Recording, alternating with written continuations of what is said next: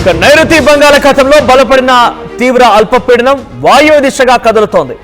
అయితే తమిళనాడు దక్షిణ కోస్తా తీరాల వైపుగా అల్పపీడనం కదులుతోంది. అల్పపీడనంతో ఏపీకి 3 రోజుల పాటుగా భారీ వర్ష సూచన ఉంది. కోనసీమ, కాకినాడ, విశాఖపట్నం, అనకాపల్లి, విజయనగరం, శ్రీకాకుళం, అల్లూరు జిల్లాలో భారీ వర్షాలు కురిసే అవకాశం ఉందని వాతావరణ శాఖ హెచ్చరిస్తోంది.